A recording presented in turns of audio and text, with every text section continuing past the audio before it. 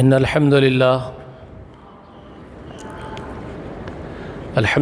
نحمده ونستعينه ونستغفره ونعوذ بالله من شرور أنفسنا ومن سيئات أعمالنا من يهديه الله فلا مضل له ومن يضلله فلا هادي له وأشهد أن لا إله إلا الله وحده لا شريك له وأشهد أن محمدًا عبده ورسوله أرسله بالحق بشيرا ونظيرا وداعيا إلى الله بإذنه وسراجا منيرا أما بعد فإن خير الحديث كتاب الله وخير الهدي هدي محمد صلى الله عليه وآله وسلم وشر الأمور محدثاتها كل محدثة بدعة وكل بدعة ضلال وكل ضلالة في النار فأعوذ بالله السميع العليم من الشيطان الرجيم يا أيها الذين آمنوا اتقوا الله حق تقاته ولا تموتن إلا وأنتم مسلمون۔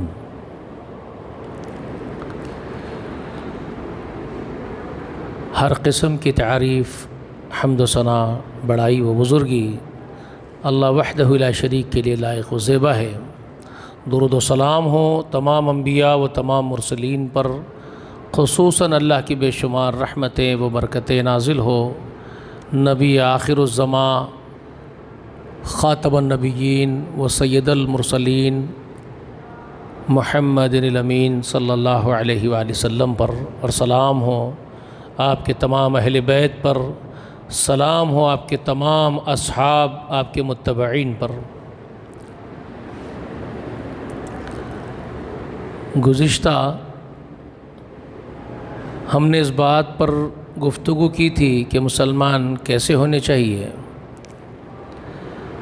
اللہ رب العالمین کا وہ ارشاد جو سورہ آل عمران میں ہے، میں نے آپ کو سنایا کہ ایمان والو اللہ سے ڈرو جیسے کہ اس سے ڈرنے کا حق ہے، خبردار تمہاری موت نہ آئے مگر تم مسلم رہتے ہوئے مرو۔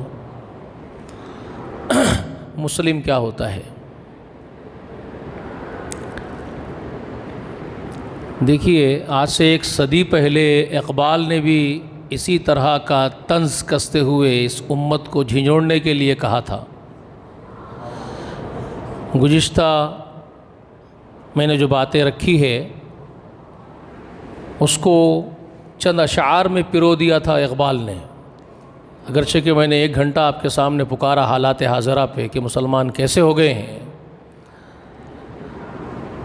اقبال نے کہا تھا شور ہے کہ ہو گئے مسلم نابود، ہے نا، مسلمان مر گئے، مٹ گئے، بڑا شور ہو رہا ہے۔ تو میں نے گزشتہ ایک سوال اپنے خطبے میں رکھا تھا کہ بھائی یہاں ظلم ہو رہا ہے مسلمانوں پہ، وہاں ظلم ہو رہا ہے مسلمانوں پہ، تو میں نے ایک بات کہی تھی بھائی کہاں ہے مسلمان؟ پکارا تو بہت کر رہے ہیں، مسلمان مارے جا رہے ہیں، مسلمان مار کھا رہے ہیں، مسلمانوں پر ظلم ہو رہا ہے، مسلمان مظلوم ہوتے جا رہے ہیں، تو بھائی مسلمان کہاں ہیں؟ کہاں ہے مسلمان؟ پھر میں نے وہ رسول اللہ صلی اللہ علیہ وسلم کی حدیث آپ کو سنائی تھی گزشتہ، جو اصل بہت اہم چیز تھی، نقطہ گزشتہ کے خطبے میں۔ اللہ کے رسول نے کہا تھا ایک وقت آئے گا تم سمندر کے جھاگ کے کچرے کے مانند ہو جاؤ گے، انویلیبل، تمہارا کوئی ویلیو نہیں ہوگا، تم کو مٹانے کے لیے لوگ جمع ہوں گے، کچرے کی اہمیت ہو جائے گی تمہاری۔ تو میں نے وہی حدیث آپ کے سامنے رکھی تھی کہ آج جو ہو رہا ہے اپنے آپ کو دیکھو، مسلمان بولنے سے پہلے غور کرو کہیں سمندر کی جھاگ کا کچرا تو نہیں بن گئے ہو، تو کچرے کی کیا اہمیت ہوتی ہے؟ مسلمان تو بہت اعلیٰ درجے کے تھے۔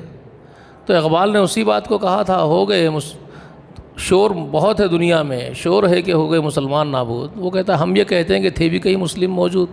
اقبال ایک سوال پوچھتا ہے، اور ہم یہ کہتے ہیں کہ تھے بھی کہیں مسلم موجود۔ اس کے بعد اس نے طنز کیا اقبال نے، وضع میں تم ہو نصارہ تمدن میں ہنود، یہ مسلمان ہیں جنہیں دیکھ کے شرمائے یہود۔ یعنی حالات کو دیکھا، لوگوں کی کردار کو دیکھا اقبال، اور بہت دور اندیش، بردبار، فقیہ آدمی تھا، سیر کر کے آیا دنیا کی، تو اقبال بڑے تکلیف سے یہ باتیں بولا تھا اس وقت، 1 صدی پہلے۔ کیا سناتا ہے مجھے ترک و عرب کی داستاں، مجھ پہ کچھ بھی پنہا نہیں ہے اسلامیوں کے سوز و ساز۔ یہ اقبال نہیں کہا تھا نا؟ کیا سناتا ہے مجھے ترک و عرب کی داستان، مجھ پہ کچھ بھی پنہا نہیں ہے اسلامیوں کے سوز و ساز۔ تسلیس کے فرزند لے گئے میراث قلیل، کشت پا سنگ رہ گئی ارض حجاز۔ بڑے تڑپ کے ساتھ اس نے یہ باتیں کہی تھی اقبال نے، ہے نا؟ عرب کی توحید، بڑے مواحدین وہاں ہیں، بڑے ترک کے لوگ جو ہے بڑے اسلام کے لیے انقلابی کام انجام دے رہے ہیں، یہ آپ بولتے بیٹھے وہ۔ اس نے 1 صدی پہلے یہ بات کہی، کیا سناتا ہے مجھے ترک و عرب کی داستان، مجھ میں کچھ بھی پنہا نہیں ہے اسلامیوں کے سوز و ساز۔ بھائی آج تو کھل کے ننگے ہو گئے ہیں، سب گود میں بیٹھے ہیں کسی نہ کسی کے جا کر کے، مسلم ہے کہاں؟ سب ایجنسیز پر کام ہو رہا ہے، پولیٹیکل ایجنسی سے، سیاسی ایجنسیاں ہیں جو کام کر رہی ہیں، سب دکھاوا، ریاکاری، بدترین کردار۔ تو یہ شور و غل کیا ہے؟ تو اقبال نے اس وقت کہا تھا، وضع میں تم ہو نصارا تمدن میں حنود۔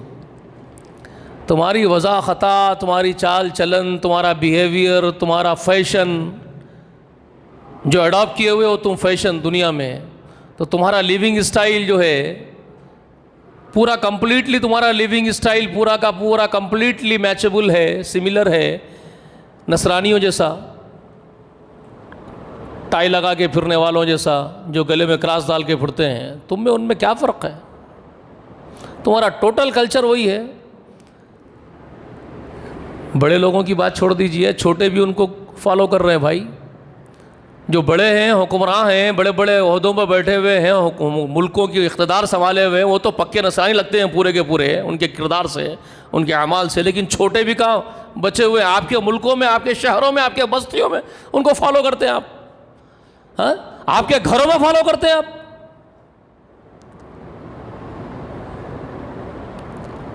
کسی نہ کسی بیٹے کا اور بیٹی کا برتھ ڈے منا رہے ہیں، پارکوں میں جا رہے ہیں، مالس میں جا رہے ہیں، انجوائے کر کے آ رہے ہیں۔ چھوٹے چھوٹے لوگوں کی بات کر رہا ہوں میں، جو روزمرہ کما کے کھانے والوں کی حالت ہے۔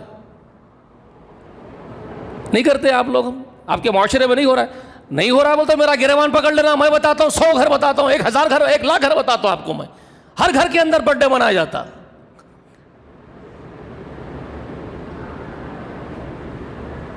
باضابطہ کیک آرڈرز ہوتے، بیکریاں چل رہے ہیں تمہارے رحم و کرم پہ، تمہارے گلی کے پورے بیکریاں تمہارے رحم و کرم پہ چل رہے ہیں۔ برتھ ڈے کے کیکس آرڈر ہوتے ہیں، دنیا بھر کے بیکریوں کے اندر آرڈر کے کیک رکھے ہوئے ہیں، کئی کے تو برتھ ڈے کے آرڈرز ہو رہے ہیں۔ کون دے رہے ہیں مسلمانوں کی بستیوں میں برتھ ڈے کے آرڈرز کیکوں کے؟ کرسچن دے رہے ہیں آ کر کے، عیسائی دے رہے ہیں، آپ کر رہے ہیں۔ وضع خطا پوری کی پوری تمہاری وہی ہے، تمہارا چال چلن، بیہیویئر، تمہارا لباس، تمہارا پہناوا عیسائی۔ وضع میں تم ہو نصارا تمدن میں حنود، اور تمہارا دین کا پورا معاملہ دیکھ لو، تم حنود سے کچھ کم ہو۔ حنود ہندوؤں کی جمع ہے، ہندو، آرینس، جو ان کا دین ہے، ان کا دھرم ہے سناتن دھرم۔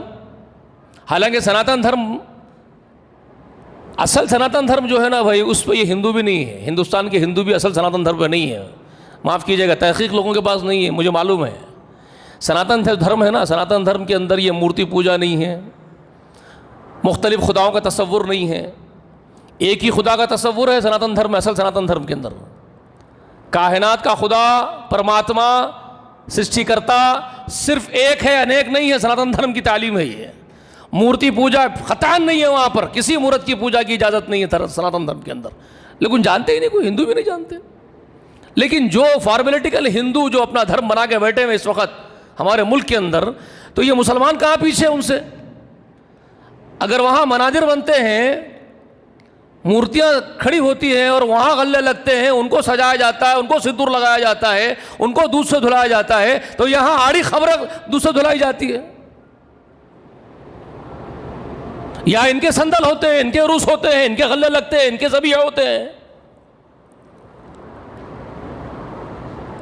وہاں کنیا دان ہوتا ہے تو یہاں کنیا دان ہوتا ہے، وہاں جوڑے کی رقم لی جاتی ہے، یہاں جوڑے کی رقم لی جاتی ہے، وہاں کنیا دان دیا جاتا ہے تو یہاں جوڑے کی رقم وصولی جاتی ہے.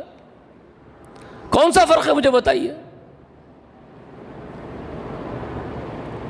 ڈھول بجا کر کے وہاں پر بھی ایڈورٹائزمنٹ کیا جاتا ہے، یہاں پر بھی ایڈورٹائزمنٹ کیا جاتا ہے. تمدن میں ہنود کوئی فرق ہے کیا؟ کچھ بھی نہیں ہے میرے بھائی.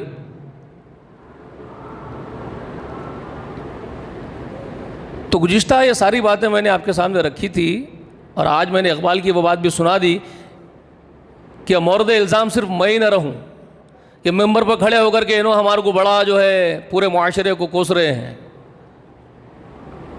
تو میں نہیں بھائی، ایک صدی پہلے ایک شاعر، دنیا کا سب سے مشہور شاعر بھی تم کو کوس کے گیا ہے، اس لیے بتا رہا ہوں میں. سارا الزام مجھ پر مت دھر دو. ایک صدی پہلے ایک دنیا کا مشہور ترین شاعر تھا اقبال، اس نے بھی مسلمانوں کے حالات گنوائے کہ تم یہ ہو، تم یہ ہو، تم یہ ہو. اور یہ مسلمان ہیں جنہیں دیکھ کے شرمائے یہود کہا اس نے. یعنی دنیا کی سب سے بدترین اور بے غیرت اور بے شرم قوم یہود ہے. اسی لیے تو جو بھی تھا ڈکٹیٹر تھا، جو بھی تھا اچھا آدمی نہیں تھا، کچھ بھی تھا، لیکن یہودیوں کی شرارت کو اس نے بھاپ لیا تھا، اس لیے مروا دیا تھا اس نے. اور وہ بول کے بھی گیا تھا انہیں، اگر ان کو باقی چھوڑے تو بہت پچھتاؤ گے آگے جا کر کے. تم پچھتا رہے ہو اب تم. خیر میں یہ نہیں کہتا کہ سارے کے سارے یہودی خراب ہوتے ہیں، ان کی اکثریت خراب ہوتی ہے. اچھے لوگ بھی ہوں گے ان میں، اللہ والے، اللہ سے ڈرنے والے بھی ہوں گے، اور ہے تو اللہ تعالیٰ سے میں دعا کرتا ہوں کہ اللہ ان کے جیسے لوگوں کو اور بڑھائے. اچھے لوگ اگر ہیں تو بڑھائے. میں دشمن کسی کا پرسنل، مجھے ذاتی دشمنی کسی سے بھی نہیں ہے، نہ یہود سے، نہ نصرانی سے، نہ ہندو سے، نہ مسلم سے، کسی سے ہم کو دشمنی نہیں ہے. ہم انسان دوست بننا چاہتے ہیں، ہم ہیومینٹی کے دوست بننا چاہتے ہیں، ساری انسانیت کے خیر خواہی کرنا چاہتے ہیں. اس لیے ہم سب کی محبت میں ہی مارے جا رہے ہیں. ہم سب کو اس لیے بول رہے ہیں کہ بھائی اچھے ہو جاؤ گے تو زمین بھی اچھی ہو جائے گی، سرشٹی اچھی ہو جائے گی. انوائرمنٹ کے لیے آپ اچھے ہو جاؤ گے، کائنات کے لیے آپ اچھے بنو. اوپر والے جو کائنات پیدا کرنے والا اللہ ہے، اس کی مخلوق پر رحم کرنے والے بنو، انوائرمنٹ کو فائدہ پہنچانے والے بنو، انسانیت کو فائدہ پہنچانے والے بنو، اچھے بنو. جو اچھے ہیں ان کی قدر ہے سراخوں پر. اچھے لوگ چاہے وہ کسی دھرم میں ہو، کسی ذات پات کے ہوں، اچھے لوگ تو سراخوں پر ہیں. ہم اچھوں کی تعریف کریں گے، بروں کے لیے تو بھی بری بات ہے. برے کی برائی تو سبھی اس کو برائی جانتے ہیں، اسے کراہیت ہی ہوگی. برائی سے تھوڑی محبت کی جائے گی بھائی، سیدھی سی بات ہے. تو گندے لوگ جو ہوتے ہیں، اقبال نے ان کا نام لے کر کے کہا تھا کہ یہود میں جو گندے لوگ ہیں ان کو بھی دیکھ کے شرمائیں گے، وہ بھی شرمائیں گے تم کو دیکھ کر کے. تمہارا جو کردار ہو گیا مسلمانوں، وہ گندوں سے بھی گندا ہو گیا ہے. یہ وہ مسلمان ہیں جنہیں دیکھ کے شرمائے یہود، اس لیے کہا اقبال نے. تو اب میں یہ بات کرنا چاہتا ہوں آپ حضرات سے کہ مسلمان اصل میں کیا ہے؟ مسلمان کسے کہتے ہیں؟ مسلمان ہوتا کون ہے؟ کیسا ہوتا ہے؟ دیکھیے قرآن مقدس نے ایک مسلمان کیسا ہوتا ہے یہ دکھانے کے لیے ایک عظیم و شان پرسنالٹی کو منتخب کیا. قرآن بہت عظیم کتاب ہے، اس میں تدبر کرنے کی ضرورت ہے. ہر چیز وہاں سے ملے گی آپ کو، ایوری تھنگ آپ وہاں سے لے سکتے ہیں، آپ ایفورٹ وہاں سے آپ حاصل کر سکتے ہیں آپ. مگر یہ کہ تحقیق کے جذبے سے، تدبر کرنے کے جذبے سے، قرآن سے سیکھنے کے جذبے سے اگر قرآن کے سامنے بیٹھیں گے، اللہ سے دعا کر کے کہ پروردگار عالم اس کتاب کے ذریعے سے ہدایت یافتہ بنا دے، مجھے تیرے نیک بندوں میں شامل کر لے، یہ دعائیں کرتے ہوئے، تڑپتے ہوئے، آنسو بہاتے ہوئے قرآن کھول کے اگر پڑھیں گے تو سب کچھ ملے گا اس میں. تو ایک اچھا مسلم، سچا مسلم، حقیقی مسلم کون ہوتا ہے، یہ سمجھانے کے لیے، یہ دکھانے کے لیے، یہ سکھانے کے لیے اللہ نے ایک بہت عظیم و شان پرسنالٹی کا ذکر اس قرآن میں کیا. ایک پرسنالٹی کو آپ کے سامنے اسوے کے طور پر پیش کیا ہے.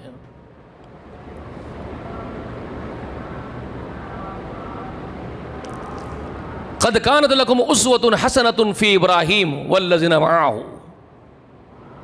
سورہ ممتحنہ کی آیت نمبر 4 ہے. یہ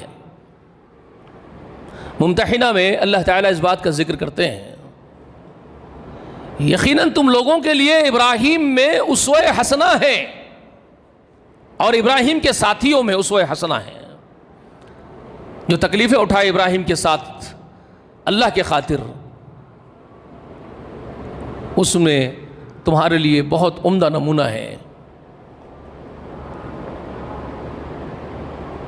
اور اسی طرح سے رسول اللہ کے لیے اللہ تعالیٰ سورہ احزاب میں فرماتے ہیں لقد کان لکم اسوۃ حسنۃ، لقد کان لکم فی رسول اللہ اسوۃ حسنہ، یقیناً تم لوگوں کے لیے محمد رسول اللہ میں بہترین اسوہ ہے، لمن کان یرجو اللہ والیوم الآخر وذکر اللہ کثیرا، ہر اس آدمی کے لیے، ہر اس بندے کے لیے، چاہے وہ مرد ہو، عورت ہو، بوڑھا ہو، جوان ہو، بچہ ہو، ہر ایک فرد کے لیے محمد رسول اللہ میں بہترین اسوہ ہے زندگی گزارنے کا، اللہ کے نیک بندے بننے کا، عبدیت کا بہترین اسوہ موجود ہے محمد رسول اللہ میں، ہر اس آدمی کے لیے جو اللہ اور آخرت کی امید رکھتا ہے، اللہ سے ملاقات کی توقع ہے، آخرت کے دن حساب دہی کا ایک کانسیپٹ اس کے اندر پایا جاتا ہے، تصور ہے، اور جو اللہ کو کثرت سے یاد کرتا ہے اس کے لیے محمد رسول اللہ آئیڈل ہے۔ تو اگر ہم آپ دیکھیں گے، دیکھیے ہمارے آقا محمد رسول اللہ کے پاس بھی یہی سورہ احزاب میں جب اللہ تبارک و تعالیٰ نے یہ آیت نازل کی ان اللہ و ملائکتہ یصلون علی النبی، اور مومنوں سے کہا یا ایھا الذین آمنوا، اے لوگوں جو تم ایمان لائے ہو تم لوگ سنو کہ اللہ اور اس کے فرشتے سب، اللہ رحمتیں اتار رہا ہے، فرشتے دعائیں رحمت کی کر رہے ہیں، کس کے لیے؟ محمد رسول اللہ کے لیے۔ وہ خبر آپ کو دی ان اللہ و ملائکتہ یصلون علی النبی یا ایھا الذین آمنوا صلوا علیہ وسلموا تسلیما۔ تو ایمان والوں سے کہا ایمان والو تم بھی میرے حبیب محمد پر صلی اللہ علیہ وسلم پر درود بھیجتے رہو، یعنی ان کے حق میں رحمتوں کی، برکتوں کی، بلندی کی، سربلندی کی دعائیں کرتے رہو تم ان کے حق میں، یہ درود ہے۔ وسلموا تسلیما، اور فرمانبرداری ان کی کرتے رہو اور سلامتی ان کے لیے بھیجتے رہو اور سلامتی کی راہیں ان کے لیے ہموار کرتے رہو۔ یہاں سلموا تسلیما سے آپ اور ہم صرف اتنا سمجھ لیے کہ کسی مسجد کے کونے میں کھڑے ہو کے سلام علیکہ یا حبیب اللہ پکارا کرو،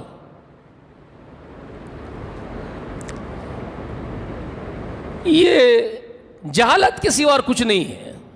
رسول اللہ نے یہ تعلیم ہی نہیں دی آپ کو کہ مسجد میں کھڑے ہو کر کے السلام علیکہ یا حبیب اللہ میرے لیے پکارتے رہو، آپ کبھی نہیں کہا رسول اللہ نے۔ کوئی ایک غلط روایت بھی، ضعیف موضوع روایت میں بھی تعلیم نہیں ملتی آپ کو، یہ ہے ہی نہیں، یعنی کوئی ہمت بھی نہیں کر رہا تھا گھڑنے کی کہ رسول اللہ نے مسجد میں کھڑے ہو کر کے سلام پڑھنے کی تعلیم دی تھی، صحابہ نے ایسا کیا تھا کھڑے ہو کر کے، کہیں پر بھی نہیں۔ پھر اس کی تعلیم کیا ہے، اس سے مراد کیا ہے، میں ابھی آپ کو بتاؤں گا، لیکن ایک مفہوم میں آپ کو بتا رہا ہوں، فہم اور ادراک اگر کسی کے پاس ہے اور تدبر ہے کتاب اللہ پر تو وہ یہ سمجھے گا۔ صلو علیہ کا مطلب میں نے آپ سے کہہ دیا، صلو علیہ کا مطلب ہے کہ محمد رسول اللہ کے لیے دعائیں کرو، ان کے مراتب کی بلندی کے لیے، ان کے مقامات کی بلندی کے لیے، ان کے مقام محمود کے لیے، ان پر رحمتوں کے لیے، ان پر برکتوں کے لیے، کہ اللہ خوب ان پر رحمتیں، خوب ان پر برکتیں اتارتے رہے۔ اس کا مطلب ہوتا ہے صلو علیہ، درود یہ ہے کہ رسول اللہ کے لیے دعائیں کرو۔ وسلموا تسلیما کیا ہے؟ وسلموا تسلیما یہ ہے کہ ان کے لیے سلامتی، ان پر سلام کہو کا مطلب یہ ہے، دیکھو بھائی آپس میں بھی اگر آپ السلام علیکم کہتے کسی کو تو اس کا مطلب فارمیلیٹیکل منتر نہیں ہے، وہ فارمیلیٹیکل منتر نہیں ہے السلام علیکم کہنا۔ السلام علیکم کا مطلب کیا ہے؟ میری طرف سے تم پر سلامتی رہے گی، یہ اقرار بھی ہے اس کے اندر۔ میں تمہارے حق میں دعا کر رہا ہوں کہ اللہ تم پر سلامتی اتارے، اس کا مطلب یہ ہے کہ تم میرے ہاتھوں سے، میری زبان سے، میرے کردار سے سلامت رہو گے، میں تمہارے اوپر کوئی ضرب نہیں لگنے دوں گا۔ یہ اقرار بھی ہے سلام کرنے والے کی طرف سے۔ یہاں ہمارے پاس کیا ہے معلوم ہے؟ بازو والا نکل کے آتا ہے، پہلے کہتا ہے السلام علیکم، انہوں بولے وعلیکم السلام، اس کے بعد اب شروع ہو جاتا ہے تمہارا کچرا میرے گھر کے پاس بہت آ رہا, اب تمہاری ماں بہن سب آستینہ چڑھا لیتے, اب سب شروع ہو گیا. تو سلام جس وقت کیا اسی کو اسی وقت چوپٹ کر دیا سارا کا سارا. اس کی زبان سے بھی محفوظ نہیں رہا جس کو اسے سلام کیا, نہ اس کے ہاتھ سے محفوظ رہا, نہ اس کی سوچ سے محفوظ رہا, قلب سے بھی رسوا کر دیا, زبان سے بھی رسوا کر دیا, ہاتھ سے بھی رسوا کر دیا. اب سلام کیا کرنے کا مطلب کیا باقی رہ گیا, مجھے بتائیے جی. یہ تو مسلمان, یہ ہے آج کے جاہل مسلمان, کچھ بھی نہیں معلوم, سلام کیوں کرا نہیں معلوم. تو رسول اللہ کے لیے جو اللہ تعالیٰ فرمائے تھے وہ سلموا تسلیما, وہ یسلموا تسلیما کا مطلب کیا ہے؟ سر تسلیم خم کر دینا محمد رسول اللہ کے لیے, فرما برداری کرنا محمد رسول اللہ کی, ایک یہ. دوسرا یہ کہ تمہارے وجود سے محمد رسول اللہ کو صرف سلامتی ہی پرووائڈ ہو, کوئی نقصان کے اندیشے نہ ہو محمد صلی اللہ علیہ وسلم کو تمہارے کردار سے, تمہارے وجود سے. تم تو وہ منافقوں جیسے بنتے جا رہے ہو, عبداللہ ابن ابی سلول جیسے, سلام بھی کرو اور نقصان بھی پہنچاؤ پیچھے سے. تو سلام کا مطلب یہ ہے. تو اللہ نے یہ بات کا حکم جب دیا کہ محمد رسول اللہ پر دعائیں بھی کرو ان کے حق میں, اور ان کی فرما برداری بھی کرو, اور ان کو سلام کر کے سلامتی پرووائڈ بھی کرو ان کو اپنے معاشرے سے. صحابہ کرام آئے, صحیح حدیث میں بخاری میں ہے, صحابہ کرام رسول اللہ کے پاس حاضر ہوئے, عرض کرنے لگے رسول اللہ یہ جو آیت نازل ہوئی ہے ان اللہ و ملائکتہ یصلون علی النبی والی, اب اس کے اندر جو سلام آپ پر بھیجنا ہے وہ آپ نے ہم کو سکھا دیا. رسول اللہ کو کہہ رہے ہیں صاحب وہ آپ نے ہمیں سکھا دیا رسول اللہ. ہم تحیات میں تشہد میں جب بیٹھتے ہیں تو تشہد میں ہم آپ سے کہتے ہیں السلام علیکم ایھا النبی, آپ پر سلامتی کی دعا اللہ کے حضور میں ہم کر دیتے ہیں, آپ نے سکھایا. یہ صحابہ کہہ رہے ہیں, صحابہ رسول اللہ کی تعلیم کا ذکر کر رہے ہیں. رسول اللہ نے سلام کی تعلیم کہاں دی ان کو, صحابہ کو, خود صحابہ اس کا اعتراف کر رہے ہیں اور رسول اللہ کے سامنے ذکر بھی کر رہے ہیں. آپ نے ہم کو تعلیم دے دی, آپ نے ہم کو سکھا دیا جو ہم تشہد میں کہتے ہیں السلام علیکم ایھا النبی, اللہ نے ہمارے نبی محمد پر سلامتی ہو, اور وہاں پر خطابت کا صیغہ ہے سیدھا سیدھا کہ اے نبی تم پر سلامتی ہو, ہم آپ سے کہہ دیتے, آپ نے سکھا دیا. اب یہ جو ہے صلو علیہ کی بھی تعلیم دے دیجئے آپ ہم کو. اب جو اترا ہے قرآن میں صلو علیہ بھی آیا ہے, یہ صلو علیہ کیسا ہوگا, یہ ہم آپ کے اوپر کیسے درود بھیجیں گے, اس کی بھی تعلیم دے دیجئے. سوال پوچھ رہے ہیں. رسول اللہ کچھ دیر سکوت اختیار کرے اور اس کے بعد کچھ دیر کے بعد آپ صلی اللہ علیہ وسلم نے ان کو سکھایا, صلو علیہ سکھایا ان کو. سلیمو تسلیمہ کے بارے میں خود صحابہ کہہ رہے ہیں کہ سلام کیسا بھیجنا ہے آپ پر, آپ نے سکھا دیا, ہم نے سیکھ لیا, اور ہم تشہد میں کہتے ہیں السلام علیکم ایھا النبی. مسجدوں میں کھڑے ہو کے نہیں پکارا کرتے ہیں, نماز میں بیٹھ کے تشہد میں السلام علیکم ایھا النبی کہتے ہیں, اور آپ نے ہم کو سکھایا ہے. یہ صحابہ خود اعتراف کر رہے ہیں, بخاری شریف میں حدیث ہے, آپ نے سکھایا, ہم بول رہے ہیں جی. اب آپ ہم کو یہ صلو علیہ بھی سکھا دیجئے.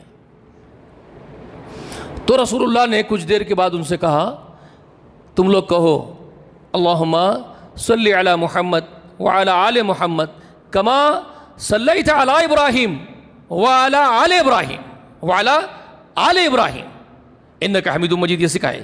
اللہم بارک علی محمد وعلی آل محمد کما بارکت علی ابراہیم وعلی آل ابراہیم انک حمید مجید, یہ تم بولو. تو رسول اللہ نے اپنے لیے, رسول اللہ نے اپنے خود ذات کے لیے جس اللہ کی رحمت کو, اللہ کی برکت کو پسند کیا, وہ کس رحمت اور کس برکت کو پسند کیا, جو اللہ نے ابراہیم کے اوپر اتاری ہے. اللہ نے جس رحمت جس برکت کو ابراہیم کے لیے چنا, ابراہیم پر اتاری, رسول اللہ نے اسی کو اپنے لیے پسند کیا اور صحابہ کو سکھایا کہ تم یہی بولو کہ جو ابراہیم اور ان کی اولاد پر برکتیں رحمتیں اتری ہے, وہی رحمتیں وہی برکتیں محمد پر ان کی آل پر اتارے. تو کیا مقام ہے ابراہیم کا, سمجھ میں آ گیا آپ کو. محمد رسول اللہ جیسے عظیم نبی, اولو العزم رسول, جو سب رسولوں کے بعد سب سے اخیر میں دین اکمل کرنے کے لیے منتخب کیے گئے. اسی لیے آپ کا رتبہ, آپ کا مقام سب نبیوں سے اوپر ہے، اسی لیے آپ کو سید المرسلین بنایا گیا ہے، تمام نبیوں کے سردار اللہ نے آپ کو بنایا۔ اس کے باوجود آپ نے ابراہیم علیہ السلام پر اترنے والی اللہ کی رحمتیں اور اللہ کی برکتیں پسند کی اپنے لیے، اور صحابہ کو یہ بولنا سکھایا۔ تو یہاں سے کیا معلوم ہوا ابراہیم کا مقام و مرتبہ کتنا بلند ہے اللہ کے یہاں بھی اور محمد رسول اللہ کی نظر میں بھی، محمد رسول اللہ کی نگاہ میں بھی معلوم ہو گیا کہ کتنا بلند مقام ہے ابراہیم کا، ٹھیک ہے نا؟ تو اللہ نے ایک مسلم کی حیثیت سے اسی عظیم شخصیت ابراہیم کو پیش کیا اور کہا قد کانت لکم اسوۃ حسنۃ فی ابراہیم والذین معہ۔ ان کی طرف نسبت، ان کے بعد جتنی انسانیت دنیا میں وجود میں آئی ہے، جتنے دھرم کی طرف، دین کی طرف اپنی نسبت کیے ہیں، سبوں نے ان کو فالو کیا ہے اور انہی کے دین پر چلنے کا دعویٰ کیا۔ وہ شخصیت ہے ابراہیم علیہ السلام، اسی لیے ان کو ابو الانبیاء کہا جاتا ہے۔ ان کی اولادیں 3 شاخوں پر مشتمل ہیں، ان کی اولاد 3 شاخوں پر مشتمل ہے، 3 برانچز نکلتے ہیں ان کی نسل کے۔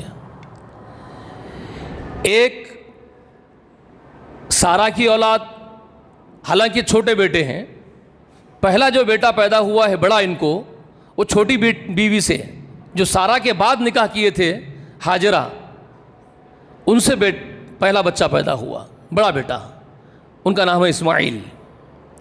اور دوسرا بیٹا ان سے 13 سال بعد پیدا ہوا، اسحاق، بعد میں پیدا ہوئے اسماعیل کے، اور 13 سال بعد پیدا ہوئے جو بڑی بیوی سے، سارہ سے۔ پھر ایک تاریخ میں ہے قطورہ نام کی خاتون سے بھی ان کا نکاح ہوا تھا حضرت کا، ابراہیم علیہ السلام کا، تو ان کی اولاد میں ایک شخصیت کا نام ملتا ہے مدیان۔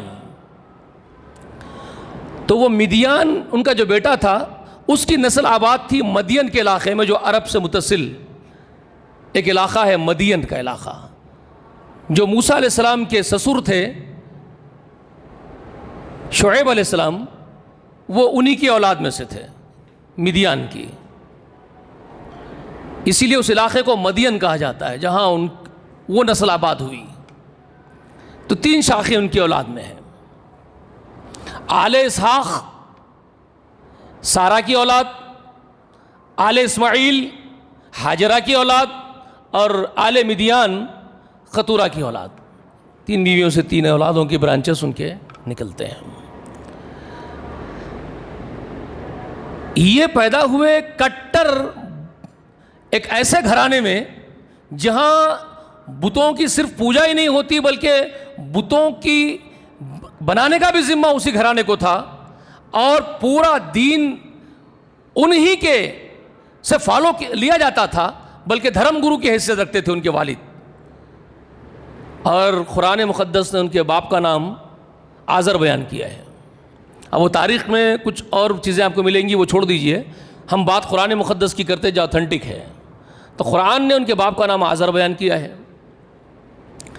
آزر تھا وہ آدمی جو دھرم گرو کی حیثیت رکھتا تھا، بہت بڑا ٹھیکیدار دین کا اور بہت بڑا دھرم گرو وغیرہ جو بھی اس وقت کے تھے، بلکہ بادشاہی دربار کے بھی اندر بھی اس کا ایک وقار تھا۔ نمرود اس وقت کا بادشاہ تھا ان کے زمانے کا، تو وہ وہاں پر بھی پروقار آدمی تھا آزر۔ بڑے گھرانے میں پیدا ہوئے،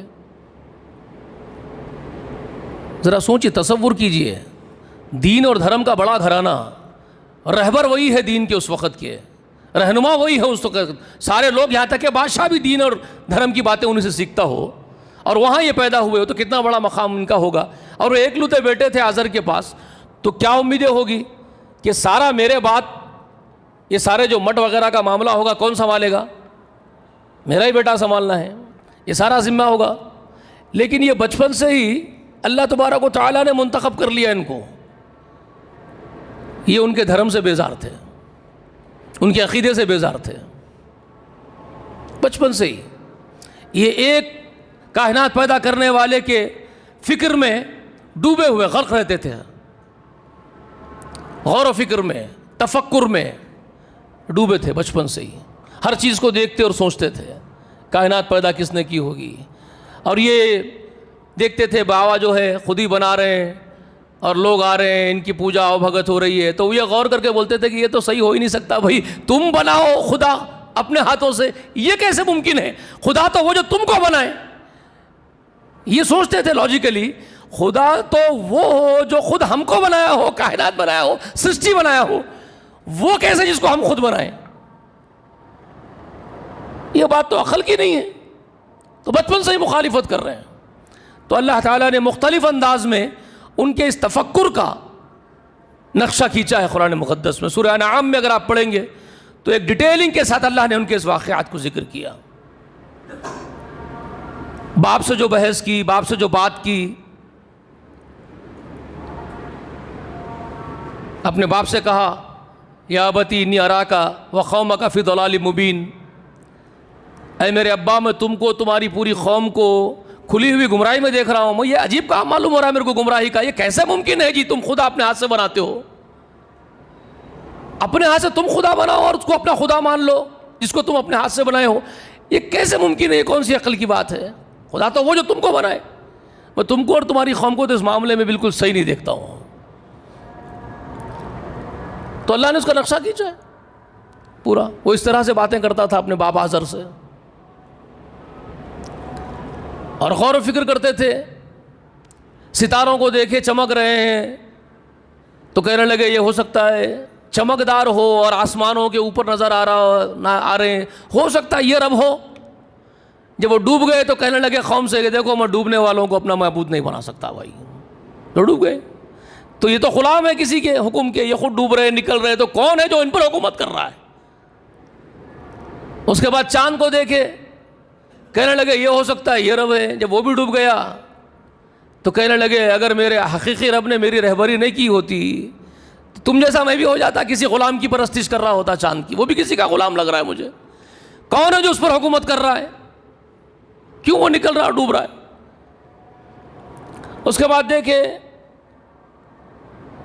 سورج بڑا نظر آ رہا ہے جی, رائے شمسا بازغتاً, اللہ تعالیٰ فرما رہا ہے اس کا ذکر, شمس کو دیکھے کہ بہت زیادہ چمکدار نظر آ رہا ہے. تو کہنے لگے ہو سکتا ہے ہاذا ربی ہاذا اکبر, کہ قوم سے بول رہے ہیں ہو سکتا ہے یہ میرا رب ہے, یہ بڑا بھی لگ رہا ہے ان لوگوں سے.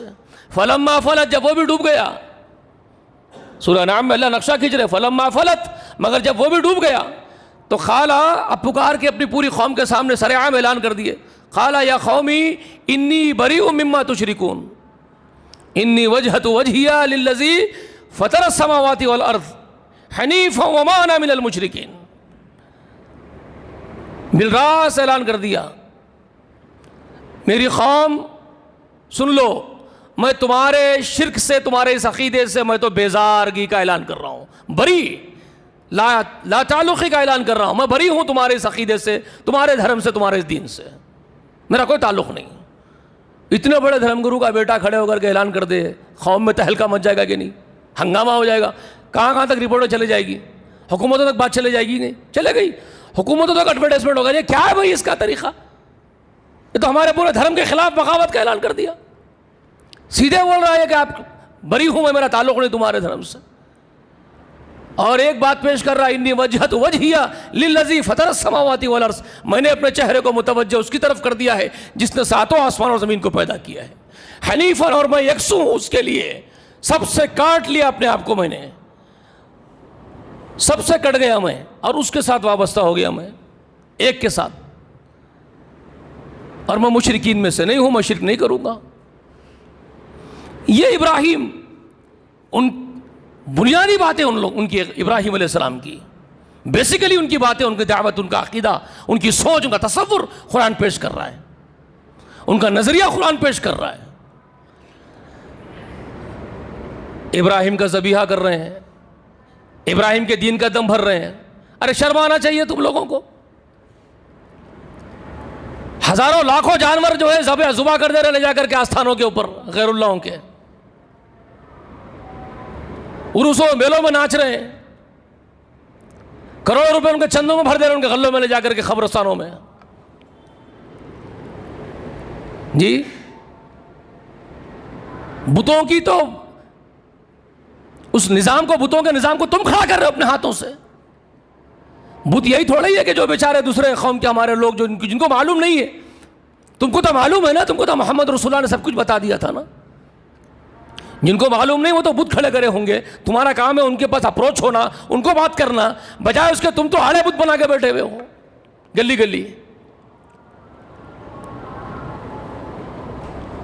اور نام لے رہے ابراہیم کا اور محمد رسول اللہ کا. شرم آنی چاہیے.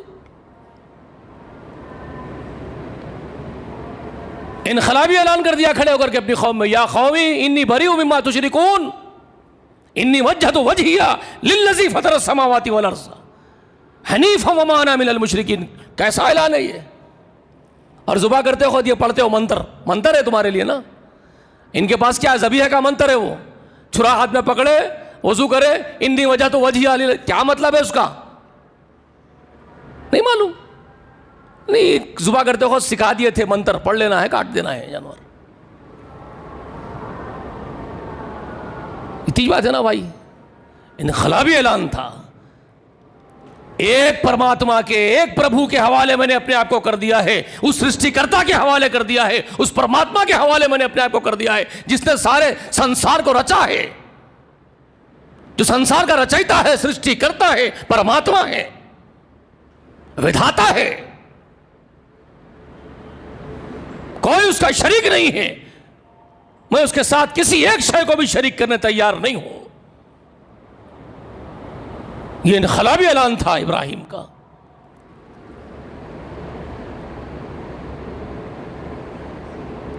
وہ تھے ابراہیم، اس کا ذکر کیا اللہ نے. ایک معبود کا بھکت تھا اور یکسو ہونے والا تھا، کسی کو خاطر میں نہیں لاتا تھا اس کے سامنے. مسلم کی بنیاد یہ ہوتی ہے، ایک مسلم کی یہی بنیاد ہے، یہ اس کا بیس ہے اس مسلم کا، کہ وہ ایک پربھو کا بھکت ہوتا ہے، ایک ودھاتا کی تقدیر پر اعتبار کرتا ہے، ایک معبود کے سامنے بھکتی کرتا ہے، اس کو پوجتا ہے، کسی کو اس کے سامنے پوجنے نہیں سمجھتا. ایک مسلم کا بیس یہ ہے، اس کی بنیاد یہ ہے.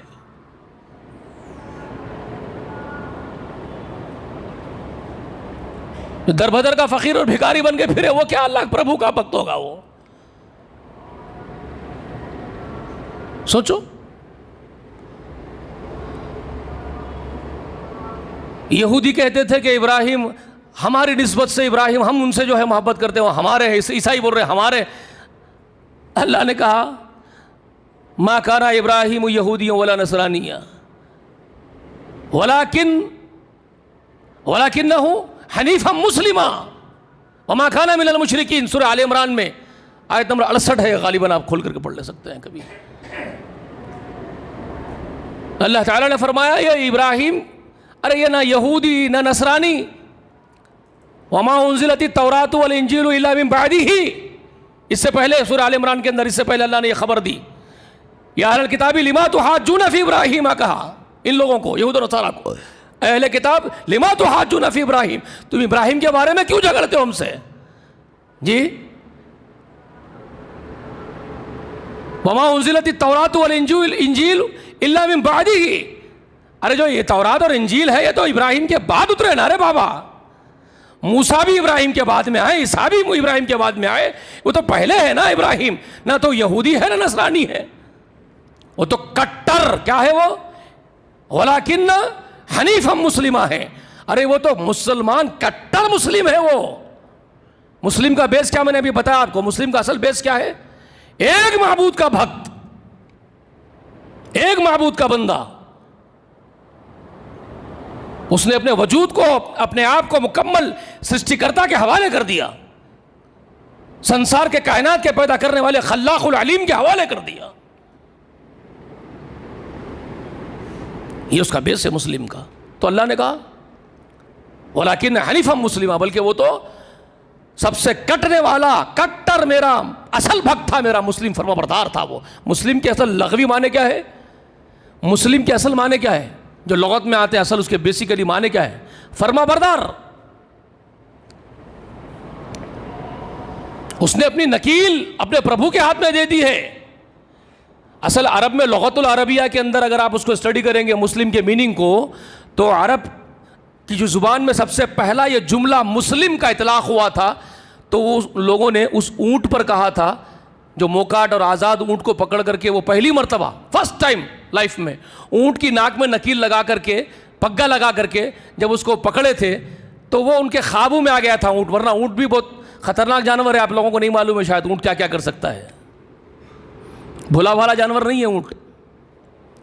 سر کی کھوپڑی پکڑ لیتا تو بھیجا باہر نکال دیتا پھوڑ کے دانتوں سے. آدمی کی کھوپڑی پکڑ لیتا ہے اور پھوڑ کے بھیجا باہر نکال دیتا ہے. آپ کو معلوم ہے اونٹ کیا کرتا ہے؟ اور اس کا کک تو پھر پوچھو ہی مت آپ کتنے پاؤنڈ کا ہوتا ہے, کہاں جا کے گریں گے آپ. لیکن جب اس کو خوابوں میں اللہ نے ان کے کر دیا, مسخر کر دیا ان کے لیے, سبحان الذی سخر لنا ھذا, بہت پاک ذات وہ ہے جس نے ہمارے تابع کر دیا ان جانوروں کو, ورنہ ہم تابع کرنے والے نہیں تھے. جب وہ پگا لگا کر کے بٹھائے اس اونٹ کو, خوابوں میں ان کے آ گیا, فرمانبردار ہو گیا ان کا, اب یہ خوش ہو گئے. عرب بدوی لوگ بھائی ایک دم جو ہے ہنگامہ کر دیتے, جلسہ بنا دیتے, پورا اتنا بڑا کام کر دیے. فرسٹ ٹائم ٹرائی کرے, اونٹ کو نکیل لگائے, اس کے ناک میں پگا پکڑے, اب وہ بٹھائے تو بیٹھ رہا, اٹھائے تو اٹھ رہا, تو اب جھوم مچے, خوب جھوم اٹھے.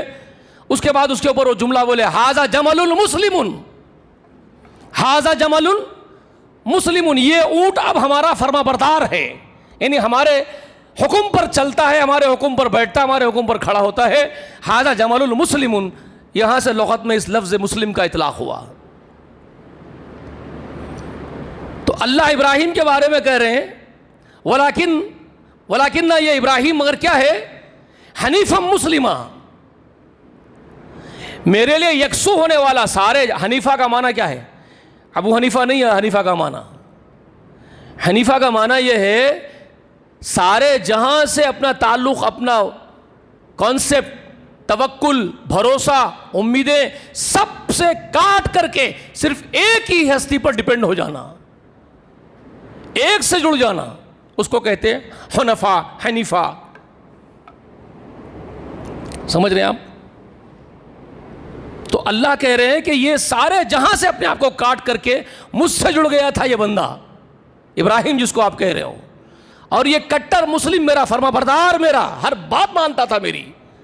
اذ قال له ربه اسلم قال اسلمت لرب العالمین.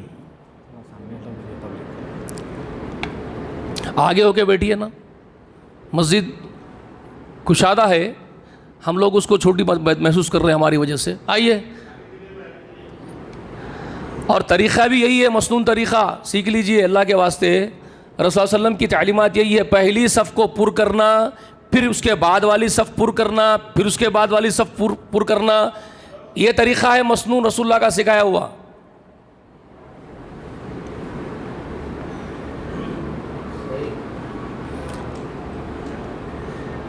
ٹھیک ہے, تو یہ ابراہیم ہے جن کے بارے میں اللہ خبر دے رہے ہیں کہ جب بھی اس کے رب نے اس سے کہا اسلم, میری بات مان لے ابراہیم, تو کیا کہا ابراہیم نے؟ جب کبھی رب نے ان سے یہ مطالبہ کیا, اذ قال له ربه اسلم قال اسلمت لرب العالمین, ہر وقت انہوں نے یہی مظاہرہ کیا, یہی بتایا, یہی کچھ کیا کہ اے اللہ میں تو تیرا فرمانبردار ہی ہوں, تو جو حکم دے گا میں کروں گا.